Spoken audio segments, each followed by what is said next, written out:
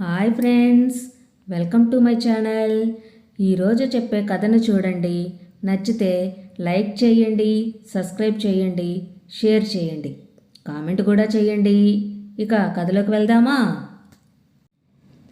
అనగనగా రామాపురం అనే ఒక చిన్న గ్రామంలో రాము, రవి అనే ఇద్దరు ప్రాణ స్నేహితులు ఉండేవారు.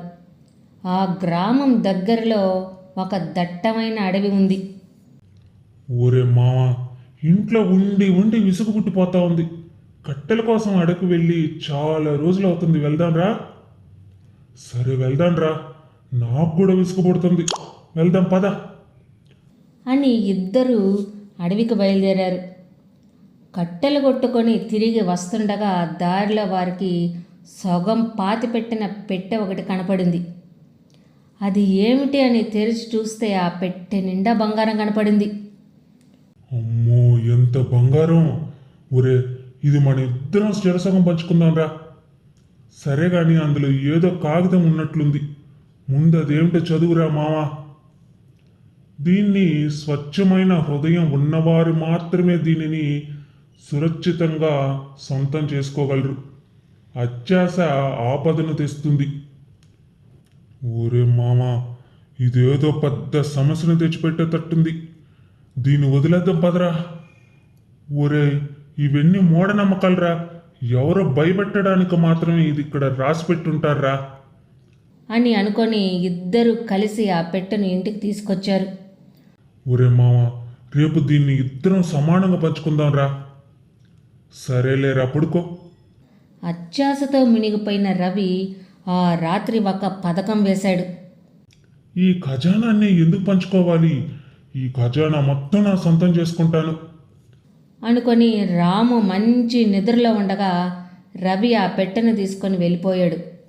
కొంతసేపటికి రాముకి మెలక వచ్చి చూసేసరికి రవి పెట్టె రెండూ కనపడలేదు. ఊరే మామ, నన్నే మోసం చేస్తావా? వీడెక్కడున్నాడు, వెంటనే వెతకాలి అని రవి అడుగుజాడలను అనుసరిస్తూ అడవిలోకి వెళ్ళాడు. అక్కడ రవి కనిపించాడు. ఇక్కడ దాచిపెడితే సరిపోద్ది, ఎవ్వరూ కనుక్కోలేరు అని తవ్వుతూ ఉండగా అక్కడికి ఇద్దరు దొంగలొచ్చారు. ఎవరు మీరు? మీకేం కావాలి? మాకా ఆ పెట్టె కావాలి. అంతే, రవి కంగు తిన్నాడు. స్నేహితుని మోసం చేసినందుకు నాకు తగిన శాస్త్రం జరిగింది. ఈ బంగారం ఇప్పుడు ఇద్దరికి కాకుండా పోయింది. నన్ను క్షమించడా రాము అని మనసులో అనుకున్నాడు. ఇదంతా అక్కడే ఉండి గమనించిన రాము ఆ దొంగల బారి నుంచి రవిని కాపాడి రవిని బంగారు పెట్టెని తీసుకొని వెళ్ళిపోయాడు.